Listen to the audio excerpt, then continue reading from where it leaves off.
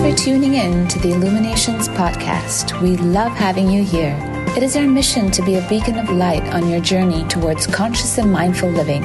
In our weekly episode, we bring you inspiring change makers in the field of spirituality, healing, personal growth, and wellness who share their insight and expertise so you can navigate your way to a happier, healthier, and more purposeful life. Hello everyone, and welcome to another episode of Illuminations World Podcast. I'm your host, Nia Roy, and I am a clinical hypnotherapist, yoga teacher, and sound therapist here at Illuminations. And today we have a very, very important topic, in my opinion. This is something that we all face on a daily basis, and the topic is all about how to stop negative self-talk. And to talk a lot more about this, I have a very, very special guest. Her name is Ruchi Khanna. Ruchi Khanna is a clinical hypnotherapist, Vedic astrologer, and a Theta healer. She works in India and Dubai as well, and she's here with us today, and I cannot wait to get started. So, hi Ruchi Khanna, thank you so much for being with me here today. Thank you so much, Nia. I'm so excited to be here. Likewise. So let's just get straight into it, right? Great. So we've all heard of negative self-talk. This is something that we all have experienced in life as well, right? Absolutely. So let's just start from the beginning. What exactly is it? What is negative self-talk? Right. So all of us have, two sides to us, positive and negative. That's just our natural nature. Yeah. And we have good talk, healthy talk in our mind. And then we have what we call the bad talk, which is the negative chatter that is also very much part of who we are, right? Yeah. We're angry sometimes, we're fearful sometimes, we're sad sometimes, we're envious sometimes, and all of that goes on in our mind, right? And we're all of it. We're good, we're the good, we're the bad, we're the beautiful, we're the ugly sometimes, we're all of it, right? And the negative talk is part of us, very much a part of us, right? It's the stuff that you don't want that goes on in your mind, right? So what's the byproduct of it? Like why is it so hard for us to stop that? And how does it affect our lives on a daily basis? So what I would say, which may be a little controversial, is that you don't want to stop it. It's very much a part of you. Like the good stuff, the bad stuff also. Your shadow also is a part of you. Mm-hmm. We have to learn to accept it. We have to learn to even embrace it in our life, because accepting it and embracing it is accepting ourselves for who we are. Yeah. Even the bad parts of ourselves that we don't want to accept sometimes. So just accept it, embrace those negative aspects of yourself, because there's a learning behind every negative talk that goes on in your mind. Absolutely, I completely agree with that. But when let's say if we're in a situation where we lost a job or we did something wrong, rather than encouraging ourselves or trying to make us feel better, the most natural instinct is to always be like, oh my God, you're such an idiot. Or why did you do that? Oh, we could have done this differently. Oh my God.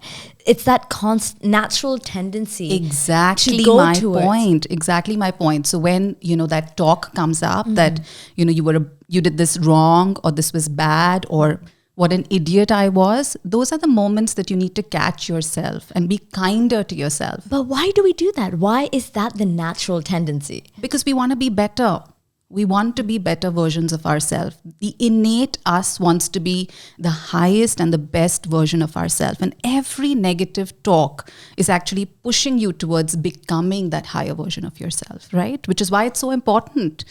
So the minute your mind says, you were a loser, or, you did this wrong, those are moments you have to catch, right? That negative chatter is so important. It's leading you to your highest self. It's pushing you to be better, to catch where you went wrong, because we are human and we're going to make mistakes, right? Yeah. That's just part of the journey.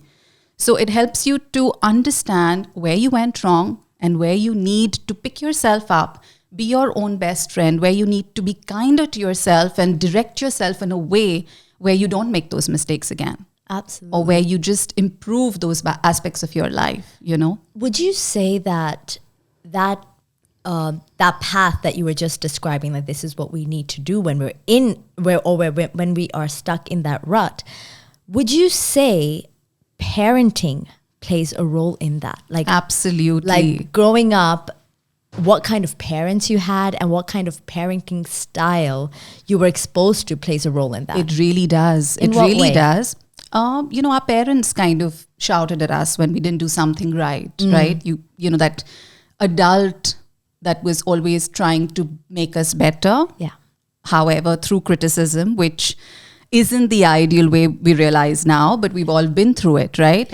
So as we become adults, we need to be that kinder inner adult to ourselves, to our own inner children, right? Because it's our parents' voice or that adult's voice inside us that is kind of, still screaming at us, still shouting at us when we mess up. Yeah, that critical or that criticism. Absolutely, right. That the parents do, oh, you shouldn't do this or you shouldn't do that. Exactly. But as I said, mistakes are part of the journey, right? And if we're softer with us, if we become that parent that we didn't have or that authoritative figure, that adult that we didn't have, that would have been kinder to us, if we become that as adults, we can just pick ourselves up faster. Yeah. We can just love ourselves enough to do better, to become the highest version of ourselves. So what about, let's say, for example, let's take someone who's had depression or is suffering through depression. Right. And you are in that constant mindset of being absolutely helpless or absolutely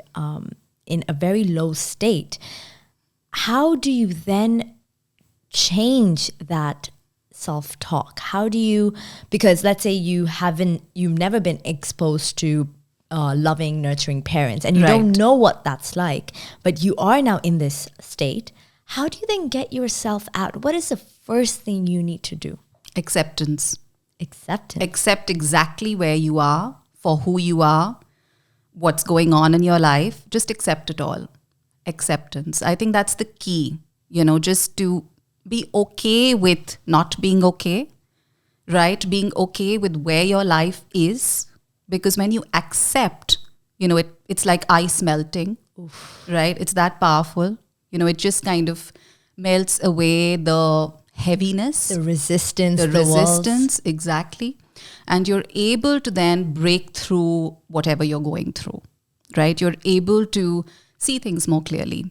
You just have to accept. Stop fighting it. Just accept it. I love that phrase you said. Stop fighting it. I think there's so much power in that one little phrase, because when you think about it, the one thing that stops you from accepting where you are with all your, let's say, call it disadvantages or things you don't like, is that one little, that surrendering sensation, I would say, or that feeling of just stop fighting it, right? Now, I want to say something about surrender.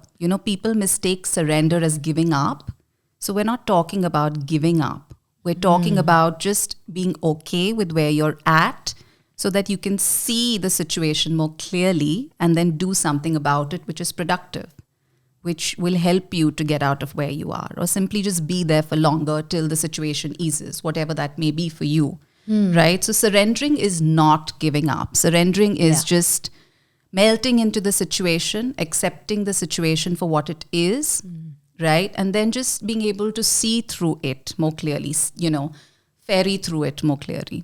Would you say like one of the biggest reasons to why it's so hard to accept the cold hard truth is because of the resistance we have towards accepting that truth, which could be the belief systems that we have? So can you tell us a little bit about belief systems that have a role when it comes to acceptance? I think this is a great point, because belief systems are so much about conditioning, right? There's so much about what you've been through in your life, what society has told you, what your parents have told you to be right. Yeah. What society says is the right thing for you. Yeah. Right. And, you're buried under the belief systems many times. Absolutely. Right. And so how are belief systems formed?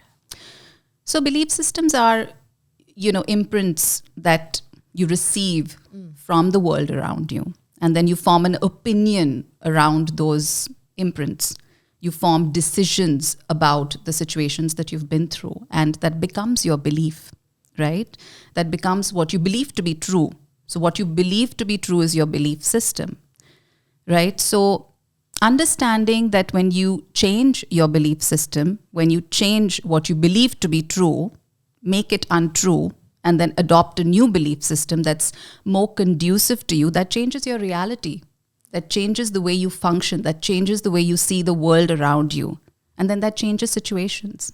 So as a therapist, I'm sure you've worked with so many people and helped so many people shift their belief systems and their self-talk. Can you give us an example of a story or a client that you've helped and what that looked like?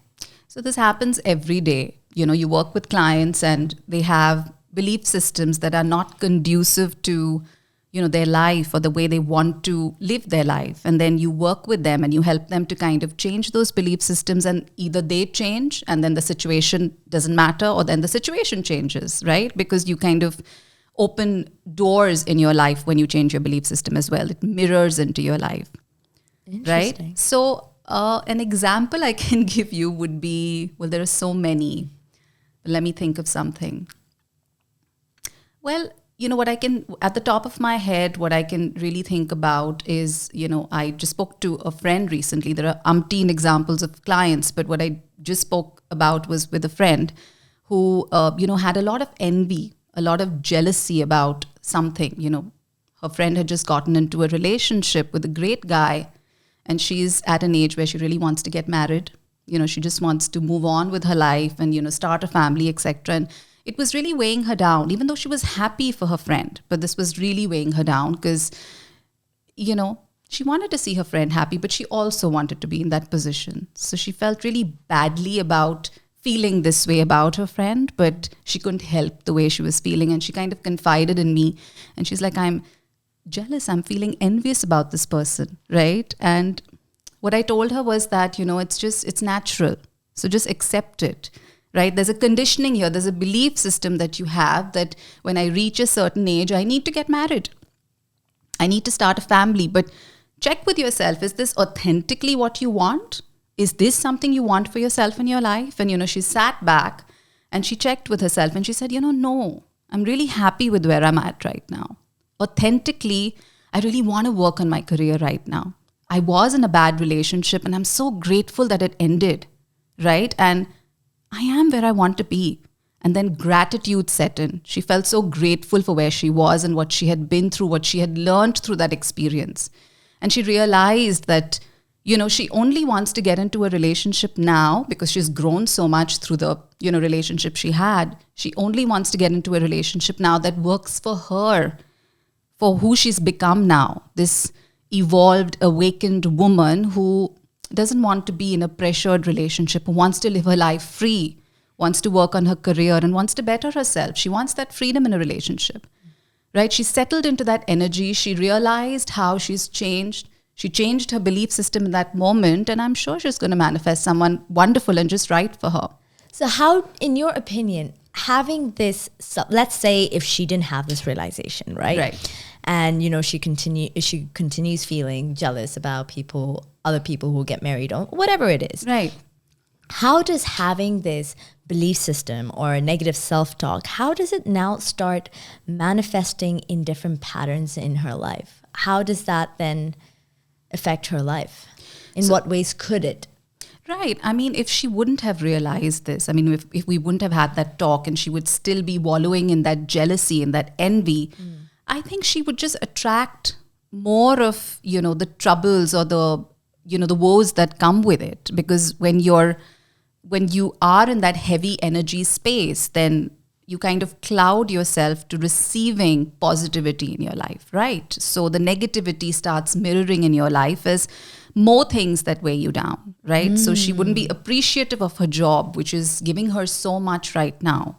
She wouldn't be appreciative of the freedom she has as the single woman who's just gotten out of a really toxic relationship, right? She wouldn't be living in the gratitude that she'll now be living in so that more ease and grace can come into her life. The right partner perhaps can come into her life who's right for her. She won't jump into a bad relationship just because, that's the right thing to do or that's what society wants you to do. Or just because she's of a particular age and, etc., etc. You know the conditioning. Yeah, the conditioning of society and other people. She now knows what's right for her. She now knows that this is exactly where she wants to be in her life, right? So it's helped her to ease into her life and have gratitude for her authentic, role, her authentic journey vis-a-vis somebody else's, because everybody's journey is different. Yeah. Your journey is different. My journey is different. Everybody's journey is unique and different. And that's the beauty of it, right? But yes, the jealousy did kind of also show her that perhaps she does want someone in her life, right? So that negativity that she was feeling was helping her to understand many things. One, that she's right where she wants to be. Two, that, the relationship she now wants to get into. Yes, she wants to get into a relationship, but a non-toxic, free, evolving, loving relationship. Yeah. So it taught her a lot of things once she was willing to look at that for what it is. When she accepted it and she said, okay, what do you have to teach me now, jealousy? Tell me, reveal to me. What is it that you're telling me? What is it that you're teaching me? Yeah. So I want to play the devil's advocate here, and I want to ask you, what about in a situation or in a case where this negative self-talk has given you, or like this negative self-talk contributed to many wins in your life? For example, let's say because of this critical voice in your head, you got great grades, or because of this critical voice in your head, you got a promotion, or it allowed you to finish what you needed to do in a specific amount of time. If this negative self-talk was equivalent to greater things in life or you achieving all your goals, then why would you want to change? And how would it help you to change this negative The problem is that we wallow and we prolong the period of the negative self-talk, right? So if there's anger, for example, I can remember a client who came to me with a lot of anger issues. Very passionate person, wants to do a lot with his life, right? He's currently entered politics, okay, and doing very well. But a lot of frustration when he came to me, a lot of anger. Anger is simply the energy of passion that needs to be channelized in the right direction. That's what it is. We dealt with the anger and he knew exactly what he wanted to do with that energy of passion, which was actually his anger, which was causing his anger, right? So I think the problem is that we allow, for example, the anger to sit with us for a very long time without dealing with it. That's when it becomes an issue. That's when it becomes an anger problem, or you become, without giving it a label, but a jealous person, right? That's when you become that, or you kind of start relating to that more than you relate to the other positive aspects of yourself, because you're everything. So what you choose to be is what you become. But when you deal with the anger, when you deal with the jealousy, when you understand what these heavy, negative, so-called emotions are trying to teach you, when you start channelizing them in a positive way, then you kind of use that energy, that heavy energy, and you change it, you transmute it, you transform it, you alchemize, what's the word? You make it alchemy. It becomes alchemy for you, and it turns into gold, which you can, use in your life in a positive way. Absolutely. So what you're trying to say is it's all about awareness of what you're feeling and what the thoughts are, and B, redirecting it in the right way. Absolutely. Channelizing it, redirecting it. So accepting it, accepting that, okay, I have this anger in me, or I have this jealousy in me. Second, trying to understand why it exists, because we're not irrational people. Everything has a purpose. Every emotion that we feel has a purpose behind it.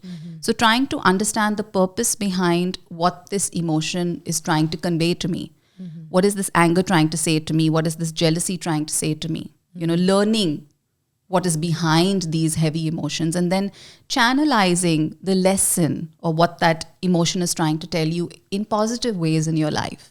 Moving it into helping you to become a higher, better version of yourself. So can you now tell us what are some examples of positive self-talk? Like, if you have an example of a negative self-talk and how to redirect that negative self-talk to a positive self-talk. Can you give us a few examples? Sure. So, let's take the example of this client I just spoke about who came to me with anger issues and being very angry, right? And, the issue was that I'm angry a lot and, this bothers me and, it frustrates me because I can't do anything because of this. It clouds my judgment for a lot of things and it makes me so angry that X, Y, Z is happening in my life. And I feel like I'm an angry person. My parents tell me you need to deal with your anger.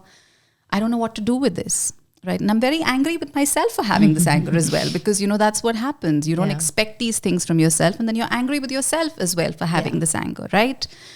So just firstly, understanding and accepting that, okay, this anger is here for a reason. It's trying to tell me something. I accept this anger. It's okay for me to be angry. I accept myself exactly where I am and what my situation is, I accept it. So just accepting the anger. Okay, that's the first step. And that's a really, really potent and really important step. We don't even realize how important it is, right? Just accepting. The second thing to do would be to ask the question, why am I angry, right? What makes me angry? What about this makes me angry? Well, in his case, it was things are not the way they're meant to be. And that frustrates me because, I'm talking about a guy who moved back home, which is India, from, studying for many years in the US. And it was very frustrating to him that things were the way they were in his work environment, right? And it makes me very angry that things are like that. Right? So just understanding that, okay, if this makes you angry, you're just passionate about changing things in your work environment. So use this energy, this potent energy of anger now in the right direction to channelize it, to make a difference, to change the things that are happening in your work environment. What is it that you can do? Right? What are the steps that you can take now to start making those changes? Right? So this potent energy of anger, which is so powerful actually, needs to be channelized into action steps where you can do something positive to make a difference in your home environment, in your work environment, right? So taking the steps to actually do that, to channelize that anger, that energy of passion into doing something constructive. Right. And the minute you kind of do that, you start taking those action steps, you mutate the anger into action, positive action. And things start changing for you and in your environment, and positive action makes all the difference. I just had another thought in my mind. A common question that common clients that we also get here in Dubai is people dealing with separation. So when a relationship ends, so breakups, divorces, separation, and so on. So as someone in a relationship, you can go through rejection, but if you're being dumped, then all that that negative talk that comes in because of that. So let's take an example of being rejected by someone. Great. Yeah.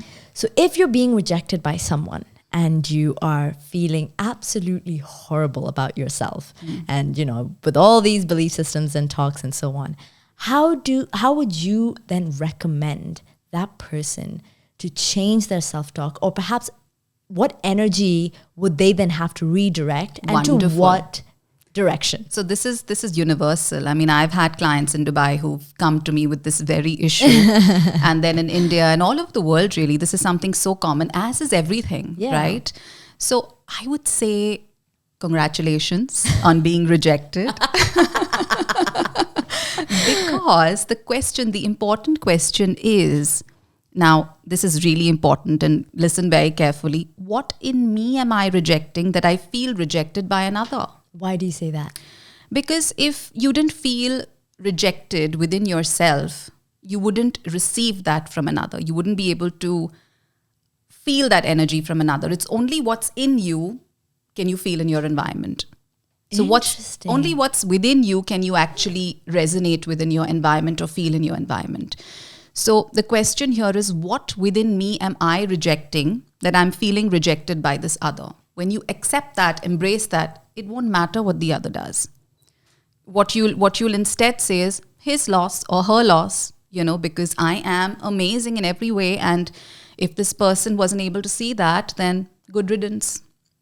Wow. Yeah. So that would also show you a lot of like all your insecurities that you have already within yourself. Absolutely. So let's say if someone dumped you or broke up with you and you feel rejected, it's a sign that A, you don't value or you don't see the value in your own self. Absolutely. Or you perhaps gave him or you the power. So you probably see him on a higher pedestal than yourself, right? Yes, because the very fact that you're feeling rejected by this person means that you're not putting yourself on a high enough pedestal, when pegged with this person, right? So yes, you're right. You're putting them on a higher pedestal to be able to do this to you, right? So there's definitely something about yourself that you're not appreciating, not valuing. Absolutely. Rejecting. So what is it that I need to accept and not reject within myself, right?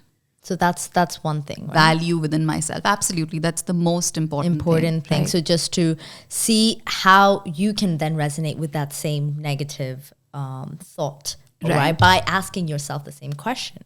Absolutely. And what are some practices that you would recommend like people can do on a daily basis to perhaps change that self-talk or that belief system? What are some simple practices that people can do? So the first one, as I said, is acceptance of whatever that emotion is. For example, if it's rejection, then accept that I'm feeling rejected right now. And if it's hard for you to accept it, what are some things that you can do, maybe? So you have to learn to be kind to yourself, right? You have to learn to become your own best friend, to be non-judgmental towards yourself. Wow, I think that's so powerful. Right? I Become think that that's so kind important. adult, that inner adult who, that mother or that father, that kind inner adult to yourself who wants to pick you up after you've fallen without shouting at you for what you did wrong, right? So you have to just embrace yourself without judgment, learn to love yourself through everything that you're going through, right? And when you learn to do that, then you can, what would you tell your friend when she got rejected in a relationship? Good riddance, that's what you would say to your friend, right? Right. You would say that, great girl, or, since we're women here, I'm so happy that happened to you because he didn't see you for who you are. He didn't see how amazing you are. So you've got to learn to do that for Just yourself. like how you would speak to your best friend, speak Exactly. the exact same way to yourself. Absolutely. And what about certain actions maybe that they can do? What would that be like on a daily practices? Right. Acts of self-love. Right. Acts of self-love. Now, this goes beyond taking care of yourself physically. That's important too. So taking care of your body, exercising, eating right, doing things for yourself that make you feel special, like you would for your partner or your child.